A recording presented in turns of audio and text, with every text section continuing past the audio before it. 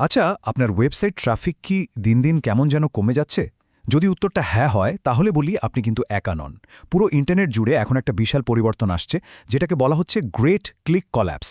মানে ওয়েবসাইট থেকে ক্লিকগুলো সব হাওয়া হয়ে যাচ্ছে। আর এর পেছনের মূল কারণ হলো আর্টিফিশিয়াল ইন্টেলিজেন্স বা এআই। আজকের এই বিশ্লেষণে আমরা গেনাও দেখব এআই সার্চের এই নতুন যুগে কিভাবে টিকে থাকা যায়। আমরা কয়েকটা ধাপে পুরো ব্যাপারটা বোঝার চেষ্টা করব। প্রথমে দেখব সার্চ ইঞ্জিনগুলো কিভাবে আরও বেশি স্মার্ট হয়ে উঠছে। তারপর দেখব কেন ওয়েবসাইটের ক্লিক এত দ্রুত হারিয়ে যাচ্ছে। আমরা জানব কিওয়ার্ডের যুগ কিভাবে শেষ হয়ে এনটিটির যুগ শুরু হলো। আর সবশেষে একটা নতুন এআই এসইও প্লেবুক নিয়ে কথা বলবো, যেটা আপনাকে এই পরিবর্তনের সাথে মানিয়ে নিতে সাহায্য করবে। চলুন তাহলে শুরু করা যাক। তো প্রথম পয়েন্ট হলো সার্চ ইঞ্জিনগুলো এখন আগের চেয়ে অনেক বেশি স্মার্ট। কিন্তু এই নতুন শক্তিকে বুঝতে হলে আগে আমাদের পুরনো দুনিয়াটা কেমন ছিল সেটা একবার ঝালিয়ে নিতে হবে। মানে কয়েক দশক ধরে সার্চ ইঞ্জিনগুলো যেভাবে কাজ করে আসছিল সেটা ছিল বেশ সরল আর আমাদের সবার পরিচিত।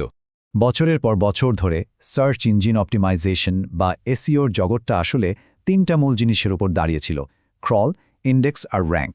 সোজা কথায়, সার্চ ইঞ্জিন প্রথমে পুরো ওয়েব থেকে কন্টেন্ট খুঁজে বের করত, মানে ক্রল করত। তারপর সেগুলোকে একটা বিশাল ডেটাবেসে সাজিয়ে রাখত, মানে ইন্ডেক্স করত। আর সবশেষে কোনো প্রশ্নের জন্য সবচেয়ে ভালো ফলাফলগুলো র্যাঙ্ক করে দেখাত। এটাই ছিল আমাদের চেনা জগৎ। কিন্তু এখন খেলাটা পুরোপুরি পাল্টে দিয়েছে এআই এসইও।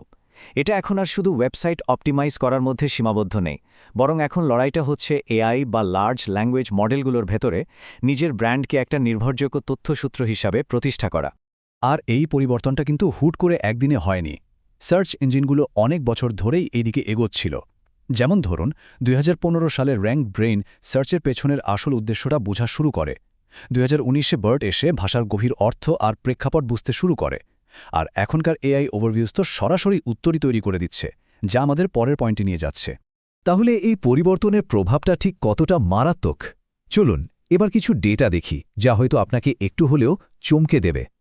ওয়েবসাইটের ক্লিক সত্যি হারিয়ে যাচ্ছে, এবং সেটা খুবই দ্রুত। শুধু এই সংখ্যাটার দিকে একবার তাকান। সিআর ইন্টারঅ্যাক্টিভের ডেটা বলছে যেসব সার্চ রেজাল্টে এআই ওভারভিউ দেখানো হয় কিন্তু আপনার ব্র্যান্ডের নাম উল্লেখ থাকে না, সেখানে এক বছরে অর্গানিক ক্লিকের পরিমাণ 65%-রও বেশি কমে গেছে। ভাবা যায়? এটা কিন্তু বিশাল একটা ধাক্কা, যা অনেক অনলাইন ব্যবসাকে বিপদে ফেলে দিচ্ছে। এই বার চার্টটা দেখলে ব্যাপারটা আরও পরিষ্কার হয়ে যাবে। এখানে ক্লিক থ্রু রেট বা সিটিআর দেখানো হয়েছে, মানে কতজন মানুষ সার্চ রেজাল্টে ক্লিক করে ওয়েবসাইটে যাচ্ছে। দেখুন, যেখানে কোনো এআই ওভারভিউ নেই সেখানে সিটিআর প্রায় 1.5%, কিন্তু যেখানে এআই আপনার সাইটে নাম উল্লেখ করে উত্তর দিচ্ছে সেখানে ক্লিক প্রায় অর্ধেকে নেমে আসছে। আর নাম উল্লেখ না থাকলে তো অবস্থা আরও খারাপ। কিন্তু সবচেয়ে অবাক করার মতো তথ্য কোনটা জানেন? যেসব সার্চে কোনো এআই ওভারভিউ বা এআইও দেখানো হয় না, সেখানেও ক্লিক প্রায় 46% কমে গেছে। এর মানে কি দাঁড়ালো? এর মানে হলো মানুষের আচরণেই একটা বড়সড় পরিবর্তন আসছে। তারা হয়তো এখন উত্তর খোঁজার জন্য সার্চ ইঞ্জিনকে এড়িয়ে সরাসরি অন্য কোনো এআই প্ল্যাটফর্ম বা চ্যাটবট ব্যবহার করছে। তাহলে প্রশ্ন হলো, কেন এমন হচ্ছে? এই বিশাল পরিবর্তনের পেছনের মূল কারণটা কি? সার্চ ইঞ্জিনগুলো এখন তথ্যকে কিভাবে দেখছে? উত্তরটা হলো, তারা এখন আর কিওয়ার্ডের ওপর ভরসা করছে না, তারা চলে গেছে এনটিটির যুগে। চলুন খেলার এই নতুন নিয়মগুলো একটু বোঝা যাক। পার্থক্যটা একদম পরিষ্কার। আগেকার দিনে সার্চ ইঞ্জিনগুলো শুধু ঢাকা এই শব্দটার মিল খুঁজত, কিন্তু এখনকার সার্চ ইঞ্জিন ঢাকা বলতে একটা এনটিটি বোঝে। এটা একটা শহর, এটা বাংলাদেশের রাজধানী, এর একটা জনসংখ্যা আছে এবং অন্যান্য জায়গার সাথে এর একটা সম্পর্ক আছে। মানে এটা এখন আর শুধু একটা শব্দ নয়, একটা পরিপূর্ণ ধারণা বা কনসেপ্ট। এই একটা কথাই আসলে পুরো বিষয়টা পরিষ্কার করে দেয়। গুগল এখন আর কিওয়ার্ডের সাথে পেজ মেলায় না, এটি ব্যবহারকারীর প্রশ্নকে সরাসরি একটা এন্টিটির সাথে যুক্ত করে। আর এই পরিবর্তনটাই কিন্তু এসইওর সবচেয়ে বড় চ্যালেঞ্জ। তো এই নতুন দুনিয়ার মূল ভিত্তি হলো তিনটা জিনিস: এন্টিটি, অ্যাট্রিবিউট আর রিলেশনশিপ। যেমন ধরুন, আইফেল টাওয়ার একটা এন্টিটি, এর উচ্চতা বা অবস্থান হলো এর অ্যাট্রিবিউট বা বৈশিষ্ট্য। আর ফ্রান্সের সাথে এর যে যোগাযোগ, সেটাই হলো রিলেশনশিপ।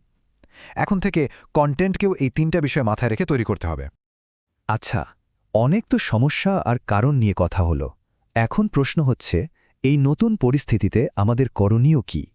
চলুন এবার থিওরি থেকে বেরিয়ে কিছু কাজের কৌশল বা একটা নতুন এআই এসইও প্লেবুক দেখে নেওয়া যাক। একটা সহজ উদাহরণ দিলেই ব্যাপারটা পরিষ্কার হবে। আর সেটা হলো ওয়েবসাইটের গঠন বা আর্কিটেকচার। আগে আমরা হয়তো কিওয়ার্ড ব্যবহার করে একটা ইউআরএল বানাতাম, যেমন secure-file-transfer। কিন্তু এখন আমাদের এন্টিটি নিয়ে ভাবতে হবে, যেমন ম্যানেজড ফাইল ট্রান্সফার বা এমএফটি সফটওয়্যার একটা এন্টিটি। এর সাথে সম্পর্কিত আরেকটা এন্টিটি হল স্বাস্থ্য খাতের নিয়মকানুন। তাই নতুন আর্কিটেকচার হবে বিষয়ভিত্তিক, যা এই সম্পর্কগুলোকে তুলে ধরে। তাহলে কন্টেন্ট তৈরির সময় কোনটাকে বেশি গুরুত্ব দেবেন, এই মডেলটা ফলো করতে পারেন। প্রথমে সেই সব এন্টিটি নিয়ে কাজ করুন যা সরাসরি ব্যবসার সাথে জড়িত। এরপর নিয়মকানুন বা কমপ্লায়েন্স সংক্রান্ত বিষয়গুলো কভার করুন।